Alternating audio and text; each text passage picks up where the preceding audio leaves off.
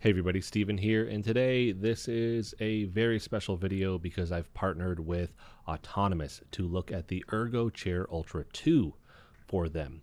The reason this is special is because one of the first high-end chairs on the channel that I reviewed was the ErgoChair 2, which is now called the ErgoChair Pro. I've also reviewed their stand-up desk, which was the first stand-up desk that I reviewed on the channel.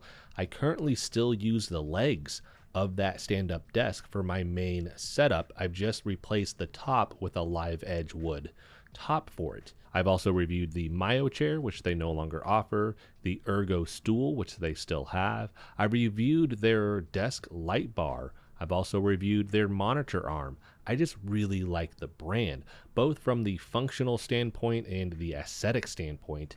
And this whole time, I've been reaching out to them, hey, I'd really like to work with you guys. And that persistence has finally paid off because they reached out to me and wanted to offer this chair for me to review. Now, I've reviewed roughly 21 chairs on the channel. This whole time, the number one chair that I've kept through all of those is the ErgoChair Pro, formerly the ErgoChair 2, because I really like that chair. Every time I try to move to another chair, I ultimately just go back to that one. I just like the comfort of it. I love the aesthetics. Functionally, it has the most adjustments out of any chair I've ever owned, with this one following suit in terms of comfort and style. It doesn't have the same amount of adjustments as that other chair. It does get pretty close, but this is a really good chair with the ErgoChair Ultra 2. This is definitely one I'm going to keep for a long time. So let's go ahead and get into the specs with this. Let's talk about the build process, talk about all the adjustments that you can do with this. But then I want to compare this to the other gaming type chairs that I reviewed and even compare this to their ErgoChair Pro a little bit. So starting with the measurements, the total height of the chair can go all the way up to 58 inches. When we're looking at the base, you can go from 18 up to 23 inches. So you have 5 inches of height adjustment. And then from the seat up, you have 31 to 35. That 4 inches of adjustment you're going to get out of the headrest, which you don't actually have to get this with the headrest if you don't want to. That does affect the cost. It will be a little bit cheaper if you opt to not get the headrest at all. For the base of the wheels here, it is 28 inches. And then for the armrest, it is going from 7 to 11 inches. So you have the 4 inches of height adjustment with the armrests. And then for the back, it is 20 inches wide. In terms of the seat depth here, 18 to 20.5 inches. And then for the tilt, you have a total range of 25 degrees. And then the lockable positions for that will be 0, which is vertical, 10, 20, and 25. Here we have more information on the dimensions of everything, just covering a couple more of these again. Seat depth range 18 to 20.5 inches, so you're getting the 2.5 inches of the depth adjustment that you can do with this. Seat height goes from the 18 to 23, so again we get the 5 inches there. Headrest can go from 8 to 12 inches, so you get the 4 inches there. And then for the back dimensions, it's the 20 inches wide and then the 23 inches tall. We have the tilt range, the armrest height, and then the armrest height from the floor if you need that information. For the materials here, we have 100% TPE here, and then the polyester fabric upholstery with ABS plastic frame, and then you have the aluminum base. 2 color options, Onyx Black, which is the one that I have, and then the Dover Gray. Weight capacity, again, 320 pounds here. Item weight, 36.5 pounds. Assembly is obviously required here. We're going to talk about that here in a second, but you do get a 2-year warranty with this. For the build process, this was extremely easy to do. This took about 13 minutes. One of the reasons for that is that the base is already set up with the arms and then the actual mechanical portion to it. So you don't have to do that. You're putting the backrest on, you're putting the neck rest, and then you're building the base with the wheels. I like how they do this to make it overall easier for the user to put everything together versus I've had some chairs where you literally have to put every single piece together. And with this, you do get the hex key or the Allen wrench to make this, and they do give you spare parts. Next, I want to highlight some of the features that make this a very unique chair, but also make it very comfortable.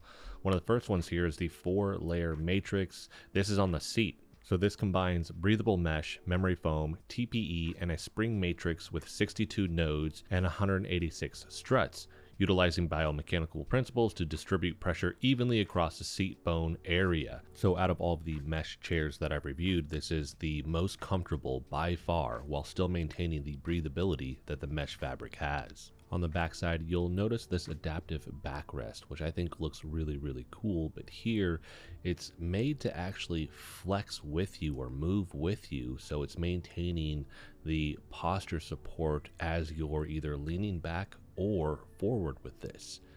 Inside of this as well, you actually have an invisible lumbar support. There isn't anything that you can adjust with that. I'll talk about that again here in a little bit, but it's actually just built inside of this, so you don't quite see it protruding out anywhere. And the last thing I want to highlight here is the air mesh technology that Autonomous uses with this. They're claiming that it is 3 to 5 times more breathable than regular mesh. I don't know about the breathability here, that would be a hard thing to test, but I will say it is softer and more comfortable than the majority of the mesh chairs that I've reviewed. Now, I tend to spend a lot of time covering every single tidbit of a product when I try to review it, the good, the potential bad, the gray area stuff here.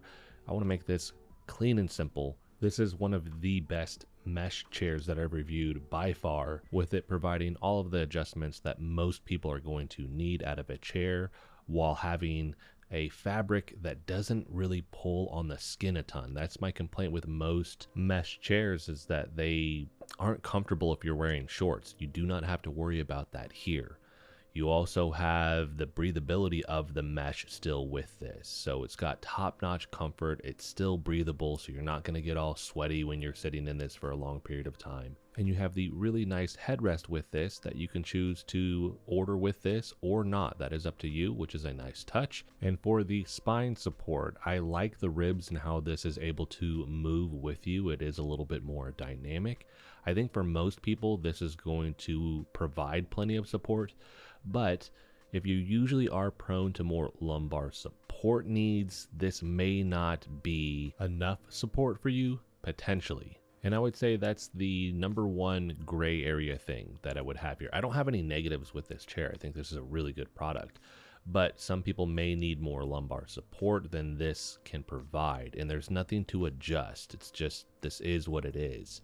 The good news is they do have lumbar support pillows that you can order through their website, which has changed since my initial reviews about 4 years ago, where they offer more products beyond just the Autonomous brand. So as you go through the website, you can find a lot of different chairs to look at, as well as other office products that may suit whatever need that you have for your setup. And then the last gray area thing here was the only other thing I could think of was this does not have a leg rest.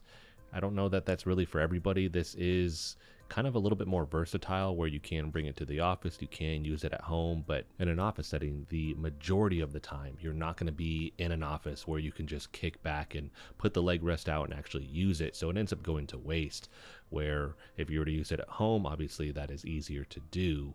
It just depends on the setting and whether or not you really would use that feature. I've found most of the time, if it does have that feature, I don't use it, because if I'm at my desk, I'm usually upright, I'm working on content. If I'm gaming, I still want to be upright.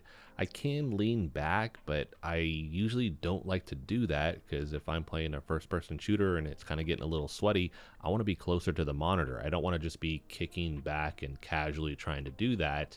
I want to be closer to the action. So now let's go ahead and compare this to a gaming style chair, more specifically like what you would see from DX Racer or Secret Lab. Now, this isn't specifically one of those chairs. This one is from Dowings. It's pretty much the same in terms of the setup. The only difference here is going to be the armrest. But the main thing these type of chairs are going to have in common is they're more like a racing style chair. So you're going to have a steel frame with this. Usually they have some type of cold foam on the inside. It's not memory foam usually. It's more like a foam you would find on the base of a lot of other chairs, and it feels fine. But on top of that, they're putting the polyurethane or the pleather type material, which gets really, really hot. So one of the downsides with these chairs usually is the fact that they do get hot compared to a mesh chair. And then you also have a more rigid feel with this style of chair. When you're looking at the backrest, because it has that steel frame, it's not going to easily move, which for some people can be really, really good, but for other people, they may want something that has a little bit more give to it. This chair moves more dynamically with you when you're leaning back against the backrest, and so I think that feels a lot better. When you're looking at this style of chair, again, it is more rigid, and with that, you may or may not have lumbar support. If it does, usually it's some type of like crank lever or like rotating lever on the side, where as you turn that, it will actually push out that lumbar support or bring it back in. This particular chair doesn't have that at all. It actually just came with a pillow, and with that pillow it does have a vibration feature, but you have to connect that to some type of power source, so I end up not using it. Now with Secret Lab and DX Racer, most of those chairs actually have fully adjustable armrests. This particular chair does not. It's actually built in to the side, so it will lean back with the chair, but there is no adjustment that you can make to it at all. And I usually want a chair that actually allows adjustments to the armrests. I think it just gets it to a point where it feels more comfortable for me. I will give this chair some props though, because on their armrest, they actually have some foam, so it feels a little bit more comfortable. Downside there is that it's still covered in that polyurethane material, that pleather. So long sitting time, it may get hot underneath your arms. And I think another fear with that also is over time, eventually, with all of these chairs, because they mainly use that fabric, it's going to wear out and eventually start to flake and break down over time. Those other companies usually have some more regular style fabric, like cotton style fabric versions that you can get if you want to. Those may be even hotter potentially though than the pleather ones. Another thing with this style of chair is usually they have a removable pillow for the headrest. So you can take that thing off, which is nice, but you're either leaning your head all the way back in the chair. Backrest is tall, so it usually will actually allow you to lean it back and touch the backrest itself. But if you want support, you need to put this pillow thing on the chair, where when you're looking at the autonomous chair, you have that option to either buy the headrest or not. The headrest is very comfortable and it is adjustable. And that's not to say that the pillow that you get with one of these racing style chairs isn't adjustable. It is. In fact, it actually kind of floats exactly where you need it, but it also may shift and move around a lot. It's not going to hold to that one position, which may be a downside. Now, two things that these racing style chairs may have to offer that the autonomous chair doesn't is the leg rest. Now, not all of these offer that, but the one I have right here does have the leg rest. And the other thing is, when we're looking at DX Racer, what they have to offer, they do have some oversized chairs where if you are above like 6'3" and a normal size chair really doesn't fit you, or if you need something that does support more weight, they have chairs that may suit your needs better. So in a couple areas, if you do have certain needs, I do want that leg rest, I do need something that is larger that can support more weight, then those other chairs may be a better fit. I think for most people though, it will be a preference thing in terms of material and adjustments that you get. I think the autonomous chair is just better. I prefer that style of chair over anything that has pleather because it does get hotter, and I don't really like the racing style chair in general because it feels so rigid. Now, I'm not going to do an in-depth comparison between the Ultra 2 and the Pro here, but what I will say is aesthetically I really like both of these chairs because they still give a little bit of a gamer vibe, but they can still be used in an office. When you're looking at that racing style chair, that is a gaming chair. You know it immediately the second you see it. This is a little bit more versatile when it comes to that. For the ErgoChair Pro, I've used this now for over 4 years, and I'll use a chair for a while, do the review, and then I tend to move on and I come right back to this chair, and there's a reason for that. It's because it is so comfortable, it's so versatile, and the aesthetics just look so good. They're very appealing. I will be keeping the ErgoChair 2 here. I'm going to actually use it most likely with my second rig downstairs in the office. I may actually interchange these every now and then just because I think it has such a cool look to it, on top of the same things that I like about the Pro chair, which is the comfort and the versatility and all the adjustments that it's offering. Two things I do want to point out about a difference between these chairs though. One is going to be the Pro actually has that high density foam for the seat cushion. It doesn't have the mesh top and then the adaptive support that this Ultra 2 chair has. And then it does have a lumbar support pad in the back that you can adjust. And for that reason, I do like that chair. But even with that chair, I still use a lumbar support pillow. I just prefer to use that, and I do kind of use that with any chair that I'm using because I like my hips to be pushed forward a little bit more, and that pillow allows me to do that.